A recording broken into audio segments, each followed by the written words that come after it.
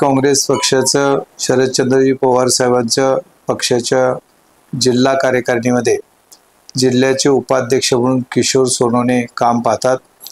किशोर सोनवणे यांच्या विरुद्ध पोलीस स्टेशनला गुन्हा दाखल करण्यात आला।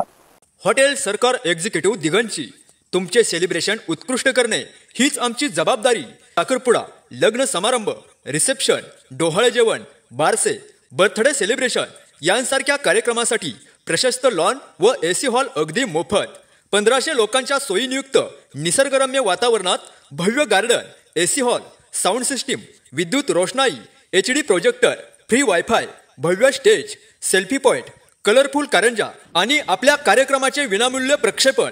हॉटेल सरकार एक्झिक्युटिव्ह दिगंची। राजकीय दृष्टीने हा गुन्हा दाखल करण्यात आलेला आहे आणि 2017 साली जी नगरपालिकेची निवडणूक झाली त्यामुळे स्वीकृत उमेदवार नगरसेवकच्या निवडणुकीमध्ये किशोर सोनवणे यांनी त्यावेळेला अर्ज दाखल केलेला होता आणि तो अर्ज दाखल केल्यानंतर त्यावेळेला 3 मुलाच्या कारणासाठी तो अर्ज रिजेक्ट झाला।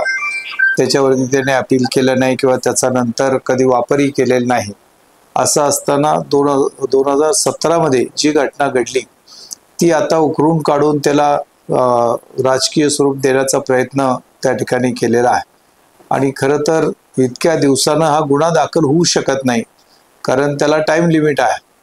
कारण याच्यामध्ये जी शिक्षा आहे ती विचारात घेतल्यानंतर वकिलांशी बोललो आम्ही, त्यावेळेला वकील म्हणाले जास्तीत जास्त 2 वर्षामध्ये हा गुन्हा दाखल व्हायला पाहिजे होता, पण त्याचा कुठलाही विचार न करता केवळ त्रास द्यायचा म्हणून अशा प्रकारे राजकीय गुन्हे दाखल केले जात आहेत, ज्या माध्यमातून तिथं प्रमुख पुढाकार घेऊन काम करणाऱ्या कार्यकर्त्याला नामोहरम करता येईल अशा प्रकारची भूमिका विरोधी पक्षांच्याकडून होते। ही दुर्दैवी बाब आहे, परंतु असं झालं तर त्याच्यामध्ये निश्चितपणाने एक भूमिका घ्यावी यासाठी सर्व कार्यकर्ते आले होते। मी स्वतः पोलीस स्टेशनला गेलो होतो, तिथं पोलीस स्टेशनचे प्रमुख आहेत बिराजदार साहेब, त्यांच्याशी आम्ही चर्चा केली। त्यांना सगळी वस्तुस्थिती सांगितली की ह्या ॲप्लिकेशनचा कधीही पुन्हा वापर केलेला नाही, प्रत्यक्ष कुठल्याही पदावरती ते गेलेले नाहीत। 2017 सालचा गुन्हा आहे आणि त्याचं मुदत पण संपून गेलेलं आहे, किती दिवसामध्ये त्याच्यावर तक्रार करायची ही मुदत संपली असताना त्यानंतर अशा प्रकारे केवळ कार्यकर्त्यांना त्रास देण्याच्या हेतूने जे काही भूमिका घेतली जाते प्रशासनाकडून आणि इथल्या विरोधी पक्ष नेत्यांच्याकडून किंवा लोकप्रतिनिधींच्याकडून, ह्याच्यासाठी आम्ही त्या ठिकाणी निषेध व्यक्त करतो। आम्हाला चर्चेमध्ये बिराजदार साहेब म्हणाले की याच्यामध्ये कायदेशीर ज्या बाबी आम्ही बघू आणि कायदेशीर बाबी बघूनच त्याच्यामध्ये कारवाई करायची का नाही हे आम्ही ठरवू। त्यांनी सहकार्य करायचं मान्य केलेलं आहे आणि त्यामुळं आम्ही असं ठरवलं आहे की याच्यामध्ये जी टोकाची भूमिका आपण घ्यायची नाही। लोकांच्या कार्यकर्त्यांच्या भावना अतिशय तीव्र आहेत आणि किशोरना पण मी सांगितलेलं आहे की उपोषण किंवा इतर मार्ग आपण न वापरता प्रशासन याच्यामध्ये जे काही भूमिका घेते त्याचा आपण पुढच्या काही दिवस पाहू की कायदेशीर भूमिका त्यांनी घ्यायचं मान्य केले, त्याप्रमाणे ती भूमिका घेतील अशी अपेक्षा आहे आणि ती जर घेतली तर मग आपल्याला आंदोलन करायची आवश्यकता नाही।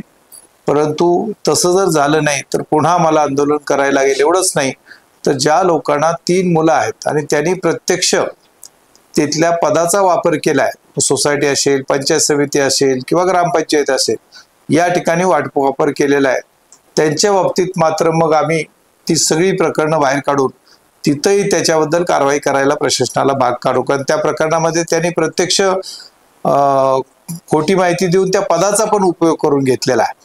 मग आमची अशा पद्धतीनं विनाकारण कोणाला त्रास द्यायची इच्छा नाही, परंतु जर अशा भूमिका घेतल्या गेल्या तर मात्र आम्हाला त्याच पद्धतीने उत्तर द्यायला लागेल आणि म्हणून प्रशासनाने याच्यामध्ये सतर्कता ठेवून कायदेशीर बाबी तपासून योग्य अशी भूमिका घ्यावी असं आमची मागणी आहे। प्रशासनाने ते मान्य केलंय आणि म्हणून किशोरना मी विनंती करतो की पुढचं जे उपोषणाचा आणि इतर मार्ग तुम्ही स्वीकारणार ते काही दिवसासाठी थांबवा। प्रशासन त्याच्यामध्ये योग्य भूमिका घेते, ती योग्य भूमिका त्यांनी घेतली तर मग आपल्याला त्या मार्गाने जायची आवश्यकता नाही। आवाज माणदेशाचा, माणदेशातील प्रत्येकाचा, माणदेश प्राईम। सबस्क्राइब करा आणि अपडेट रहा। नवीन व्हिडिओच्या नोटिफिकेशनसाठी बेल आयकॉनचं बटन दाबा. धन्यवाद.